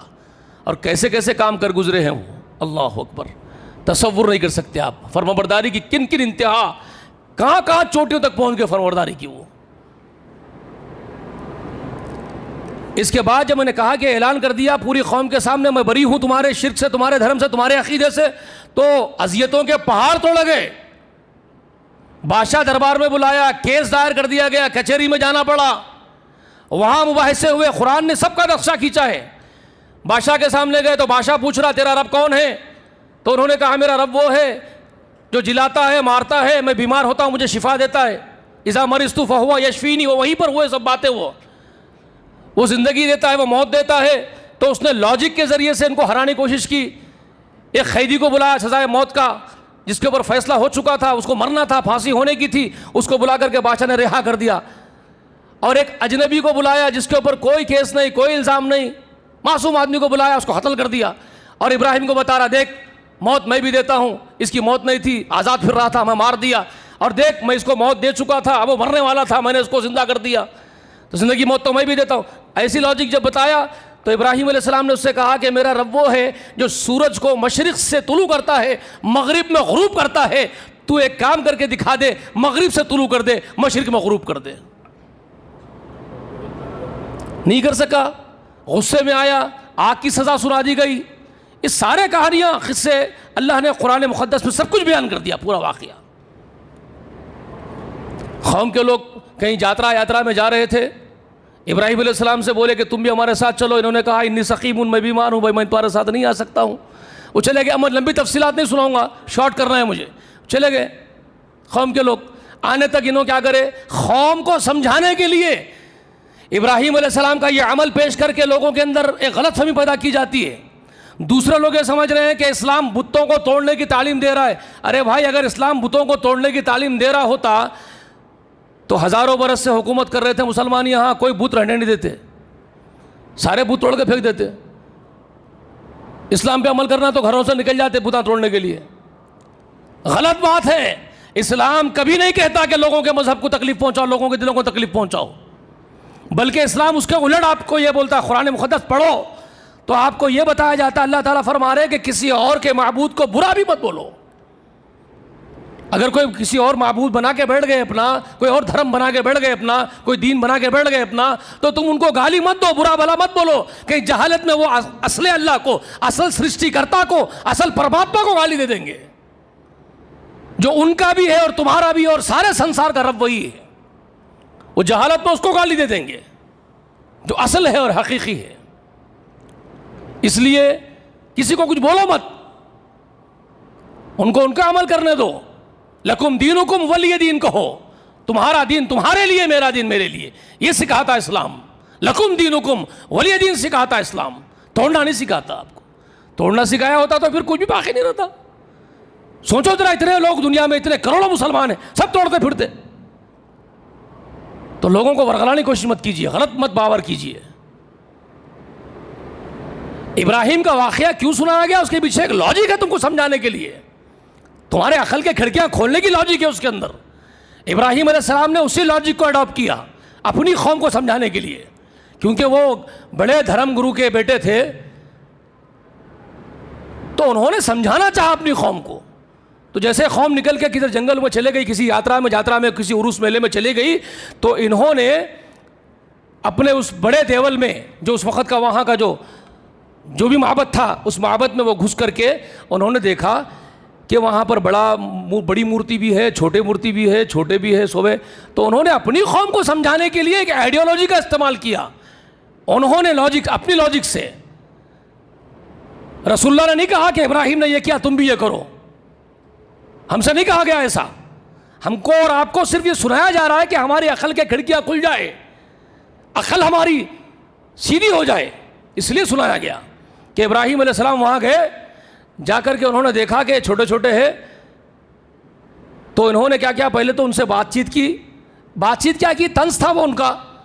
انہوں نے کہا ارے تمہاری تو بڑی بھگت ہے رے, ہر ایک کے سامنے کچھ نہ کچھ میوے رکھے ہوئے, نذرانے رکھے ہوئے ہیں, ہاں کیا ہو گیا تم لوگوں کو, کھاتے کیوں نہیں پھر؟ تمہارے چاہنے والے رکھے تمہارے پاس لا کر کے, تمہارا کام کھانا تھا, کھاؤ نا, پھر تم کھاتے کیوں نہیں ہو؟ پھر خود ہی بولنے لگے تمہارا تو عجب حال ہے, تم تو بات بھی نہیں کرتے میرے سے, میں بات کر رہا ہوں تو تم تو بول بھی نہیں سکتے. اس کے بعد پھر اب وہ اپنی قوم کو سمجھانے کے لیے چھوٹے چھوٹوں کو تک وہ توڑ دیے کراڑے سے مار کر کے, اور بڑے کے کندھے پر کراڑا لگا دیا. ان کو سمجھانے کے لیے بڑے کے کندھے پر کراڑا لگا دیا, نکل کے چلے گئے. واپس لوگ آئے, دیکھے کہ یہ کیا ہو گیا بھائی, یہ سب کون کر دیا؟ تو آپس میں بولنے لگے کون کرتا, وہ نہیں تھا اندر, اور انہیں تو خلاف بولتا ہمارے خلاف. بلاؤ ابراہیم کو, بلایا گیا, عدالت لگی, بلائے گئے, پوچھے کیا بھائی آپ نے کیا یہ؟ تو خود ہی ان کو سمجھانے کے لیے بول رہے ہیں بھائی وہ بڑے کے کندھے پر کراڑا لگا ہوا ہے, اس سے پوچھے تو شاید وہ بتا دے نا بھائی کون توڑ کے گیا, کون کیا کرا, اس کو معلوم ہونا چاہیے. یہ تھا ابراہیم کی لاجک, یہ آئیڈیالوجی انہوں نے اختیار کی تھی تاکہ ان کے اچھے لوگ, ان کے سمجھدار لوگ اٹھ کے سوچے, گھٹنوں میں منڈی ڈال کے سوچے کہ بھائی کیا مت ماری گئی ہماری. یہ سب ٹوٹ گئے تو یہ بڑا کھڑا ہوا ہے، ٹوٹنے والوں کو بچا نہیں سکا، انہیں ہماری کیا مدد کرے گا، ہمارے کیا کام بگڑے ہو بنائے گا، خود کے عہدے میں رہنے والے چھوٹوں کو بچانے پر کامیاب نہیں ہوا، اور اب کون کرا یہ بول بھی نہیں سکتا۔ تو جائے کہ ہم ایسے لوگوں کی عبادت کریں جو کچھ نہیں بول سکتے، کچھ نہیں کر سکتے۔ یہ سوچنے پر مجبور کیا تھا انہوں نے اپنی قوم کو، اس لیے انہوں نے یہ کیا تھا، مگر بجائے اس کے ضد میں آ گئے، اور ضد میں آتے ہیں انسانوں کی کمزوری ہے، سب سے بڑی کمزوری یہی ہے، حقیقت کو سمجھے بغیر، اچھائی کو اڈاپٹ کیے بغیر زبردستی کے جھگڑالو بن جاتے ہیں، ضد میں آ جاتے ہیں۔ ہزاروں سال سے یہ ہوتا آیا، آپ سمجھاؤ تو بات لاجک سمجھ میں آ رہی ہے، اندر سے ضمیر بھی بولے گا ہاں بھائی یہ بات صحیح دکھ رہی ہے، مگر نفس امارہ ان کو جو ہے بات سمجھنے نہیں دے گا، شیطانی نفس جو اندر بیٹھا ہوا ہے نا وہ اکسائے گا، پھر وہ مخالفت کرنے لگائے گا۔ یہی ہوتا ہے، ہزاروں برس صحیح ہوتا ہے۔ اب انہوں نے پھر اپنے آپ کا آپس میں ایک گفتگو کرنے لگ کے شروع کر دیے کہ بھائی اب اپنے معبودوں کی مدد تم کو ہی کرنی ہے۔ دیکھو معبودوں کی مدد بھکت کریں گے، معبود وہ جو بھکتوں کی مدد کرتا ہے، بھگوان وہ، خدا وہ، پرماتما وہ جو اس کے بھکتوں کی مدد کرے، بگڑی بنائے، وہ کیسے معبود ہے جو دوسروں کا محتاج ہو کے رہ جائے مدد کا۔ اب یہ آپس میں کہنے لگے بھائی اپنے معبودوں کی مدد تم کو خود کرنی ہے، خود ہی مدد کرو اور آگے آؤ، اور ابراہیم کو سزا دیں گے۔ اب سزا دیے، اتنی بڑی آگ جلائے جس کا تاریخ میں کوئی ثانی واقعہ نہیں ملتا آپ کو، چندے جمع کر کے لکڑیاں لا کے آگ جمع، اتنی بڑی آگ جلائے کہ اوپر سے پرندہ جائے جھلس کے گر جائے۔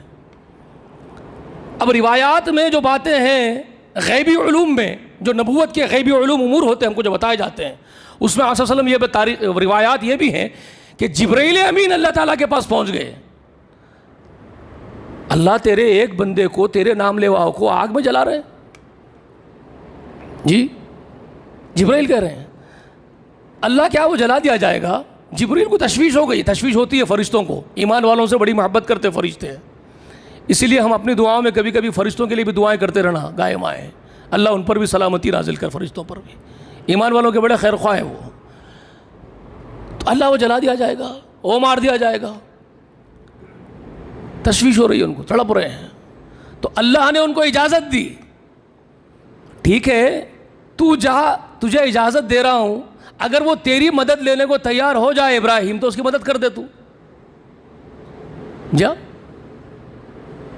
تو جبرائیل امین خوشی خوشی اپنے ساتھ فرشتے کو، بارش کے فرشتے کو، ہوا کے فرشتے کو ساتھ گھیرے ہوئے آ گئے، آ کر کے سلام عرض کرتے اور اپنا تعارف کرواتے کہ میں اللہ کا مقرب ترین فرشتوں کا سردار جبرائیل، اللہ نے مجھے اجازت دے دی، یہ آپ کو جلانا چاہتے ہیں۔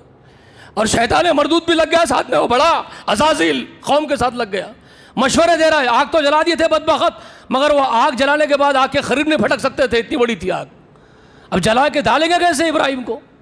تو یہ بڑے ابلیس لعین نے جا کر کے مشورہ دیا، وہ جو غلیل کی طرح سے بنا کے بڑا سا ایک بٹی بنوایا رسیوں کی، کہا پھرا کر کے پھینکنا ہے دور سے اس کو آگ میں۔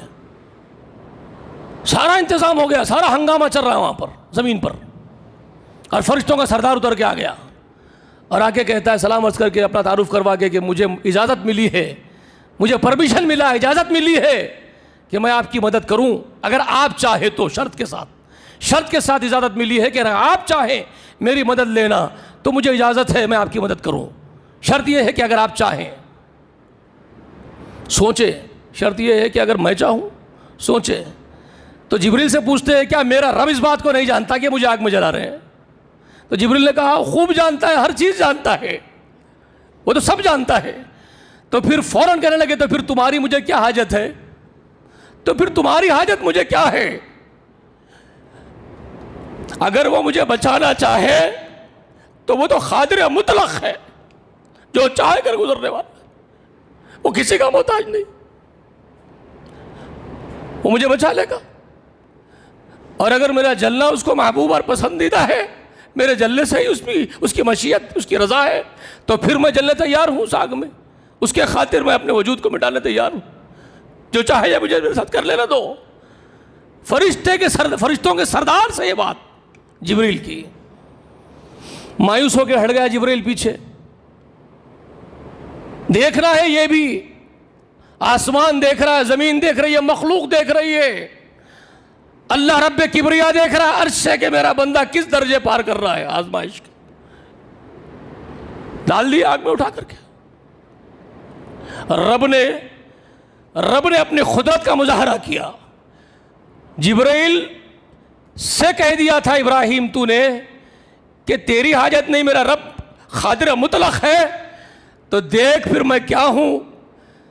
اب میں کسی فرشتوں کو نہیں بولوں گا کہ تم آگ بجھاؤ، نہ میں پانی کو بولوں گا کہ پانی تو آگ بجھا، نہ میں ہوا کو بولوں گا کہ ہوا تو آگ اڑا دے. اب میں کسی مخلوق کو کچھ نہیں بولوں گا. میں نے آگ کو جلانے کا سلیقہ سکھایا، اس میں جلانے کی قدرت رکھی. میں نے آگ کو جلانے والی میں نے بنایا ہے، میری قدرت ہے، میری حکومت ہے. میں آگ ہی کو سیدھے حکم دیتا ہوں کہ تو میرے ابراہیم کو نہیں جلا سکتی. اگرچہ کہ تیرا کام جلانا ہے، میں نے تیری صفت ہی جلانا بنا دی، مگر جب میں حکم دوں گا تو تیری مجال نہیں کہ تو جلائے کسی کو. تو اللہ نے کہا قرآن مقدس سورہ انبیاء میں، قُلْنَا يَا نَارُ كُونِي بَرَدًا وَسَلَامٌ عَلَىٰ ابراہیم. ہم نے سیدھے آگ سے کہا اے آگ تو ٹھنڈی ہو جا، ابراہیم پر سلامتی والی بن جا. یہ جملہ بھی اللہ نے کہا سلامتی والی بن جا. ٹھنڈی کا مطلب اتنی ٹھنڈی بھی نہیں کہ ٹھنڈک کی تکلیف پہنچے میرے ابراہیم کو، نہ گرمی کی تکلیف ہو نہ ٹھنڈک کی تکلیف ہو، بلکہ ایک دم معتدل سلامتی کی روش والی جیسی چیز ہوتی ہے، موسم ہوتا ہے، اس موسم کی نوعیت کی آگ تو بن جا. آگ گلے گلزار بنی ہے ابراہیم پر. 40 دن تک اس آگ میں دہکتی رہی، وہ بجھنے میں 40 دن لگے اس کو، جلتی رہی، اتنی بڑی تھی وہ آگ. لیکن رسول اللہ خبر دیتے وہ 40 دن اتنے سکون کے گزرے اس آگ میں ابراہیم کے کہ اس کے بعد وہ سکون نہیں ملا پھر ان کو. رب نے آگ کو حکم دیا سیدھے.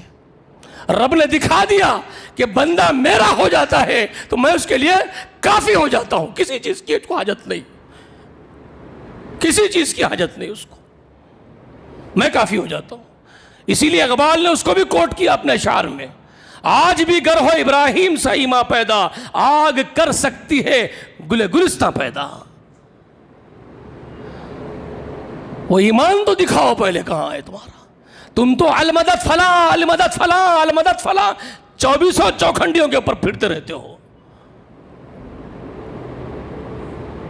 یہاں تو فرشتوں کے سردار سے کہہ دیا ابراہیم نے کہ میرا رب کافی ہے. ابراہیم کا بنیادی نظریہ یہ ہے جو قرآن آپ کے سامنے پیش کر رہا ہے. یہ ہے ابراہیم جس کی طرف نسبت کر کے فخر کرتے ہو. ابراہیم یہ ہے.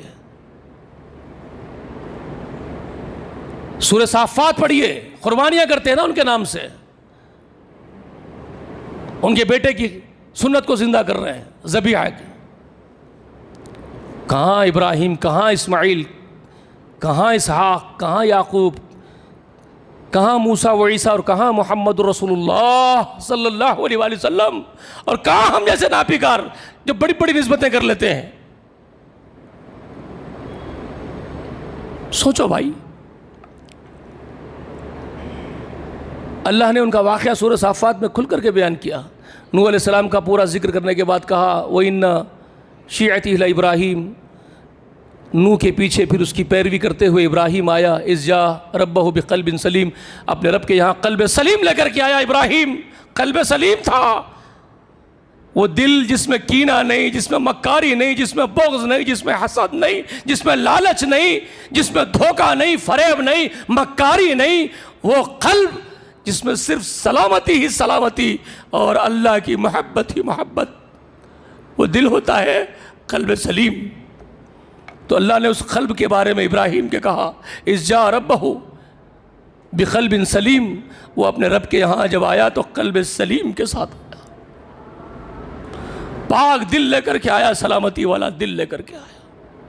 وہ تھے ابراہیم. ان کا واقعہ ہے. جب یہ سارا واقعہ جو میں نے بیان کیا، یہ پورے واقعے کا ذکر ہے سورہ صافات میں. اس کے بعد ان کے باپ نے جب کہا کہ تجھے پتھرے مار کے مار ڈالوں گا ابراہیم، نکل جا میرے گھر سے. نکال دیا باپ نے. تو کہا ابراہیم نے انی ذاہب الی ربی، میں اپنے رب کی طرف ہجرت کر کے اب نکل رہا ہوں، سیہدینی، اب ان قریب وہی میری رہبری اور رہنمائی کرے گا، میں نے اپنے آپ کو اپنے رب کے حوالے کر دیا ہے، تو اب ہجرت بھی اسی کے لیے کرتا ہوں۔ اپنا گھر دار چھوڑ دیے، اپنی بیوی کو لے لیے، سارہ کو ساتھ میں، اور لوط علیہ السلام ان کے ساتھ گئے، جو بھتیجے تھے رشتے کے، وہ بھی نبی اللہ تھے۔ یہ ان کے ساتھی ہے جس کے بارے میں سورہ ممتحنہ میں اللہ تعالیٰ فرما رہے ہیں قد کانت لکم اسوۃ حسنۃ فی ابراہیم والذین معہ، یہ معہ یہی ہے وہ لوگ، سارہ ہے، لوط ہے، یہ ان کے ساتھی ہے۔ بعد میں اسماعیل ہے، اسحاق ہے، یہ ابراہیم کے ساتھی ہے، گھرانہ ہے ان کا۔ گئے ابراہیم علیہ السلام، نکل گئے، اولاد نہیں ہوئی تھی، 90 برس کی عمر ہو گئی تھی بڑے میاں کی۔ جب دعا کرے تو ایک لوتا ایک بیٹا اس کا ذکر ہے، انہوں نے دعا کی اللہ رب العالمین کے سامنے، حبلی من الصالحین، سورہ صافات میں اس کا ذکر ہے، وہ پورا دعا کی اللہ تعالیٰ کے سامنے کہ حبلی من الصالحین، مجھے نیک بیٹا عطا کیجئے۔ اولادیں مانگتے ہیں، ایک تو اللہ تعالیٰ سے اولاد مانگنے کے بجائے سلیم چشتی کی خبر میں جا رہے ہیں، فلم میں دکھا رہے ہیں، مغل اعظم میں لوگوں کا مائنڈ بنا رہے ہیں، مائنڈ سیٹ ہو رہا ہے کہ اولاد مانگنے کہاں کہاں جانا ہے آپ کو۔ یہ سارا کھیلواڑ ہے ابلیس کا، لعین کا۔ لیکن اولاد کس سے مانگ رہے؟ ابراہیم خلیل الرحمن کسی چشتی کی خبر پہ نہیں جا رہے ہیں، رب کے سامنے ہاتھ اٹھا کر کے دعا کر رہے ہیں، ربی حبلی من الصالحین، پروردگار مجھے نیک صالح بیٹا دیجئے۔ ہر ایک نبی کا ذکر قرآن میں ہے، زکریا کا ذکر ہے، مریم کو دیکھے جا رہے میراہ میں، مریم کو ملنے کے لیے دیکھ رہے ہر قسم کا میوہ موجود ہے، سورہ آل عمران میں یہ واقعہ اللہ بیان کرے، ہر قسم کا میوہ موجود ہے۔ تو بیٹی سے پوچھ رہے ہیں، بھتیجی سے، مریم سے، بیٹی بھتیجی ان لکی ھذا، اماں تیرے پاس کہاں سے آتے بیٹے میوے بغیر موسم کے بھی؟ تو کہنے لگی من عند اللہ، خالو جان اللہ کے پاس سے آتے، ان اللہ یرزق من بغیر حساب من یشاء بغیر حساب۔ بیٹی سکھا، بھتیجی سکھا رہی ہے نبی اللہ کو، سکھا نہیں رہی ہے، بیٹی ایک ایسی بات بول دی، اللہ بلوا دیا زبان سے، نبی اللہ اس کو پکڑ لیے، کیا بچی کی زبان سے بات نکلی۔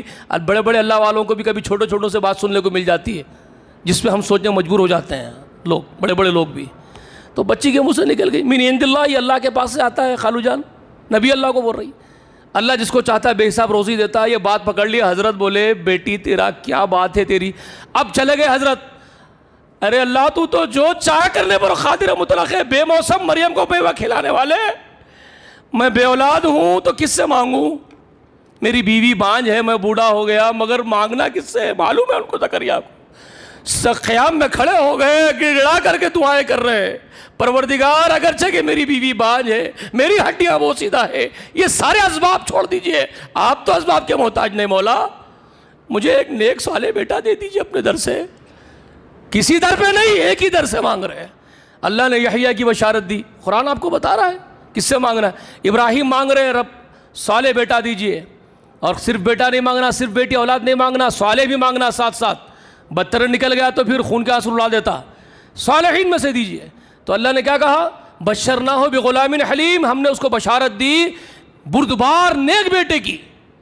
کون ہے وہ بردبار نیک بیٹا؟ اس کا نام اسماعیل ہے۔ بتاؤ، بعض احمق لوگ ہیں، بڑے بڑے مدرسے قائم کر لیے یونیورسٹی سے، ہاں دیوبندی مسلک ہمارا، فلانا مسلک ہمارا، چلانا مسلک ہمارا۔ قرآن مقدس سے کبھی محبت کرے، پڑھے تو مسائل سمجھ میں آتے، اٹھ پٹان بک بک کرتے بیٹھ کر کے۔ وہ ذبح ہونے والا اسحاق بھی ہو سکتا ہے، بول رہے ہیں، وہ ذبح ہونے والا ذبیح اللہ اسحاق بھی ہو سکتا ہے۔ یہ ہو سکتا ہے کیا؟ ارے قرآن نے کھل کے نہیں بتایا کون ہے وہ؟ کبھی قرآن مقدس پر غور کریں گے تو معلوم ہوگا کون ہے وہ، اسماعیل ہے کہ اسحاق ہے۔ 101%، 1000% صرف اسماعیل ہے۔ اسحاق بھی ہو سکتا ہے کہ شائبہ کیوں پیدا کر رہے لوگوں کے اندر؟ بڑی بڑی جماعتوں میں نکل رہے، تسبیح پکڑ لے گئے، ٹخنوں کے اوپر لباس، جیب میں مسواک، 40 دن 4 مہینے تنتا بونتی پکڑے، اور لوگوں کو بولتے پھر رہے اسحاق بھی ہو سکتا ہے۔ غلط، صرف اسماعیل ہی ہے، قرآن نے کھل کر کے بیان کیا اسماعیل ہے۔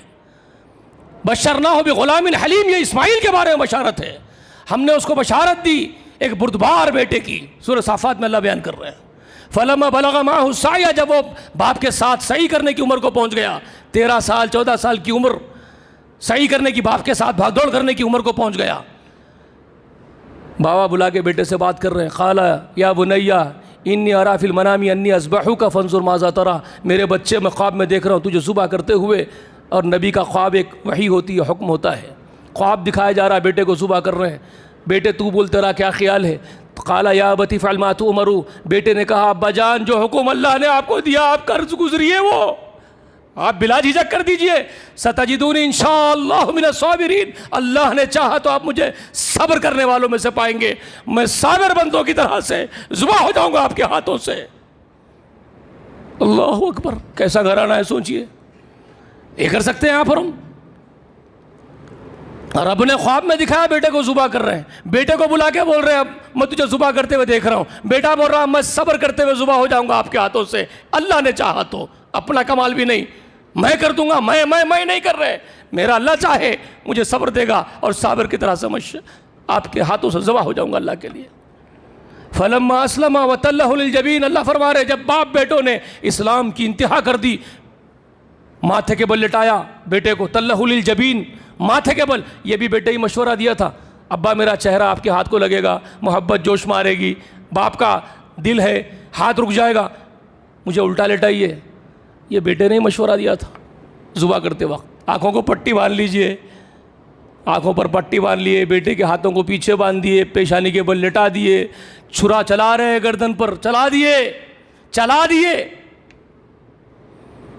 اللہ نے کہا کہ نادیناہ یا ابراہیم، ہم نے اس کو پکارا ہے ابراہیم قد صدقت الرؤیا، کیا کر دیا ابراہیم، ہم خواب دکھائے تھے تو خواب کو بھی سچا کر کے بیٹے کو ذبح کر دیا،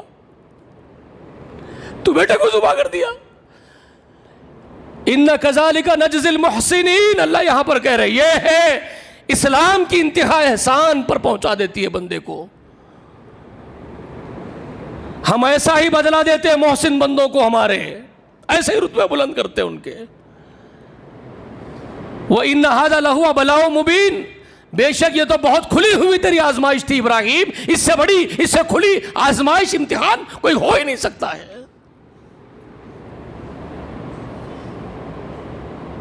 وَفَدَيْنَاهُ بِذِبْحٍ عَظِيمٍ، ہم نے پھر اس کے بیٹے کے بدلے میں ایک عظیم ذبیحہ جنت سے دمبے کی شکل میں جبریل کو کہا، جبریل لے جاؤ اس کے چھرے کے نیچے یہ جنت کے دمبے کی گردن لگا دو، اس کے بیٹے کو ہٹا دو. ان کو پتہ ہی نہیں ہے، یہ سمجھ رہے ہیں میں بیٹے کو ہی ذبح کر رہا ہوں. ان کے چھرے سے اللہ نے دمبا ذبح کروا دیا، بیٹے کو ہٹوا دیا. باپ کے ہاتھوں بیٹا کٹوانا اللہ کو مطلوب نہیں تھا، اللہ کو یہ دیکھ لینا تھا کہ کن حدوں کو پار کرتا ہے فرمانبرداری کی. فرمانبرداری کی کون کون سی حدیں پار کر سکتا ہے، یہ کس چوٹی پر جاتا ہے، دیکھ لیا اللہ. وَتَرَكْنَاهُ عَلَيْهِ فِي الْآخِرِينَ، کہا اللہ نے پھر اس کو، ہم نے اس سنت کو ابراہیم کی، اسی سنت کو آنے والی پوری انسانیت میں ہم نے باقی چھوڑ دیا. اسی لیے آپ ذبح کرتے ہیں آج، وَتَرَكْنَا عَلَيْهِ فِي الْآخِرِينَ کی اسی سنت کو زندہ کرتے ہیں. اصل میں ابراہیم نے بیٹے کو ذبح کیا تھا، آپ جانور ذبح کر رہے ہیں. اللہ کے رحم و کرم کیا طفیل میں ہے، وہ اس کی تخفیف ہے وہ. لیکن آپ سے ذبح کیا ہوتا ہے بھائی؟ صرف جانور، خواہشیں ذبح نہیں ہو سکتی، لالچیں آپ کی ذبح نہیں ہوتی ہے، آپ کے فریب اور آپ کی مکاریاں ذبح نہیں ہوتی ہے، نافرمانیاں ذبح نہیں ہوتی ہے آپ کی. پھر ذبح کر رہے ہیں جانوروں کو. کس کی مخلوق ہے وہ؟ خالق کی مخلوق. ذبح کرنے کا حق آپ کو کیا ہے جب آپ فرمانبرداری نہیں بننا چاہتے اس کے؟ سوچو، فرمانبردار بننا ہی نہیں ہے اس اللہ کے، تو پھر کیوں ذبح کر رہے ہو؟ ریاکاری کے ذبیحے ہو رہے ہیں، کمپٹیشن میں ذبیحے ہو رہے ہیں. وہ بھائی 4 بکرے ذبح کر رہا ہے تو اس سے آگے بڑھنا ہے، بیوی بول رہی ہے جگو جی 4 لائے گئے تھے تم 6 لاؤ. ان کے باوا کی مخلوق ہے، ریاکاری کرنے کے وجہ سے کاٹو لالا کے اللہ کی مخلوق. یہ کون سا دین ہے صاحب؟ یہ ہے ابراہیم علیہ السلام. اس کے بعد اللہ نے ان کے بارے میں کہا سلام علی ابراہیم، ابراہیم پر سلامتی ہو، انہ کان من عباد المؤمنین، بے شک وہ ہمارے مومن بندوں میں سے تھا. اچھا، اب یہ ہونے کے بعد یہ سورہ صافات، یہ پورا میں کنٹینیوشن بیان کر رہا ہوں آپ کو. یہ سارا واقعہ ذبیحہ کا پیش کرنے کے بعد وہ سلام علی ابراہیم کہا. اس کے بعد اللہ نے کہا پھر اس کے بعد وہ بشرناہ باسحاق نبیا من الصالحین. سمجھ رہے ہیں؟ تو پہلا بیٹا جس کی بشارت وہ ذبح ہو جانے والا بیٹا، وہ کون ہے؟ وہ جو قرآن میں آ رہا پورا. اس کے بعد اللہ یہاں پر کہہ رہے ہیں وَبَشَّرْنَاهُ بِإِسْحَاقَ نَبِيًّا مِّنَ الصَّالِحِينَ, پھر ہم نے اس کو اسحاق کی بشارت دی جو نیک صالح نبی ہونے والا تھا. کون ہے اسحاق؟ دوسرا بیٹا. اور یہ واقعے کے بعد بشارت آ رہی ہے پورے ذبیحے کا واقعہ پیش آ جانے کے بعد. اور اس وقت عمر کیا تھی یہ ذبح ہونے والے بیٹے کی؟ فَلَمَّا بَلَغَ مَعَهُ السَّعْيَ کی عمر تھی. جب وہ بالغ ہو گیا, باپ کے ساتھ بھاگ دوڑ کی عمر کو پہنچ گیا, کتنے سال کا ہوتا ہے؟ 13-14 سال کا. اس کے بعد بشرناہ باسحاق نبیا من الصالحین, پھر ہم نے اسحاق کی بشارت دی جو نیک صالح نبی ہونے والا ہے. 13 سال چھوٹا ہے اسحاق. تاریخ بھی یہی کہتی ہے, قرآن بھی یہی کہتا ہے. تو پھر وہ ذبح ہونے والا اسماعیل ہی ہے 101%, اور کون ہے؟ اور یہی بات رسول صلی اللہ علیہ وسلم کی بے شمار احادیث میں اسماعیل علیہ السلام کے لیے ذبح اللہ. قرآن کو بھی چھوڑ دیے, حدیث کو بھی چھوڑ دیے, بک بک کرتے پھر رہے ہو. اسحاق بھی ہو سکتا ہے, ایک شبہ پیدا کر رہے ہو لوگوں کے دلوں میں. تو خیر یہ ساری باتیں میں نے کیوں سنائی کہ فرمانبرداری اور مسلم کس کو کہتے ہیں, قرآن نے کس کو پیش کیا ایک مسلم کی حیثیت سے. وَلَكِنَّ حَنِيفًا مُسْلِمًا, بے شک ابراہیم ایک سچا کٹر اللہ کا فرمانبردار بندہ تھا. مسلم یہ ہوتا ہے, مسلم کا کردار یہ ہوتا ہے, مسلم کا دین یہ ہوتا ہے, مسلم کا نظریہ یہ ہوتا ہے جو اللہ کے حوالے کر دیتا اپنے آپ کو, اپنے سارے معاملات کو. سمجھ رہے ہیں؟ حسبنا اللہ و نعم الوکیل و نعم المولا و نعم النصیر والا عقیدہ اس کا ہوتا ہے. ہمارے لیے اللہ ہی کافی ہے, وہی سب سے بہترین مولا کارساز ہمارا ہے, اور وہی ہمارا معبود ہے, وہی ہمارا وکیل ہے. یہ عقیدہ ہے. یہ در بدر کی چوکھنڈیوں پر سجدے مارتے پھرنے والوں کا دین ابراہیم کا دین نہیں ہے. یہ کروڑ بار ابراہیم کی طرف نسبت کر لے, ان کا کوئی تعلق ابراہیم سے نہیں. ابراہیم, اسماعیل, محمد رسول اللہ جن کے نام لیتے ہو ذبح کرتے وقت, اللہم تقبل منا کما تقبلت من ابراہیم و اسماعیل و من محمد, کیا ہے بھائی؟ اللہ قبول کر لے جیسے ابراہیم سے قبول کیا, جیسے اسماعیل سے قبول کیا, جیسے محمد رسول اللہ سے قبول کیا. یہ بولنے کو ہم کو شرم آنا, اپنی زبان سے ایسا بولتے ہوئے لرزنا, ہم شرمنانا. اللہ ویسے ہی قبول کر جیسا ابراہیم سے, جیسے اسماعیل سے, جیسے محمد سے صلی اللہ علیہ وسلم سے. کیا تعلق ہے آپ کا؟ کون ہے تاریک عین رسول مختار؟ کس کی نگاہوں میں ہے سمایا شیار اغیار؟ کس کی نگاہیں ہو گئی طرز سلف سے بیزار؟ جی اقبال پوچھ رہا ہے نا بھائی آئین رسول کے, یعنی رسول اللہ کی لائی ہوئی شریعت کے مخالفت کرنے والے تم نہیں تو کون ہے تاریک عین رسول مختار چھوڑ دینے والے, رسول اللہ کی شریعت چھوڑ دینے والے تم نہیں تو کون؟ اقبال پوچھ رہا ہے. کس کی نگاہوں میں ہے سمایا شیار اغیار؟ دوسروں کے شیار کو لے کر کے ناچنے والے زمین پر تم نہیں تو کون؟ کس کی نگاہیں ہو گئی طرز سلف سے بیزار؟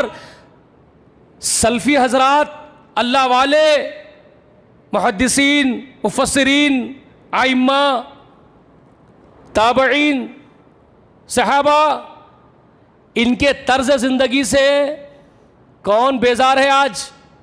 نکو بھائی وہ پرانی زندگی, ارے اس میں کیا ہے میاں, یہ کرنا پڑتا, یہ کون بول رہی ہے؟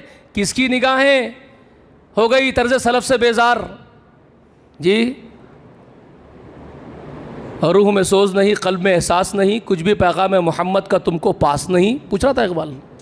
یہ حالت تو ہماری ہے, تو توبہ کیجئے, اللہ کے لیے توبہ کیجئے, حقیقت کو سمجھیے, اصل اسلام کو اڈاپٹ کیجئے جو اللہ چاہتا ہے, جو قرآن کے ذریعے سے اللہ آپ کو بتانا سمجھانا چاہتا ہے. ابراہیم کو کیوں پیش کر رہا ہمارے سامنے؟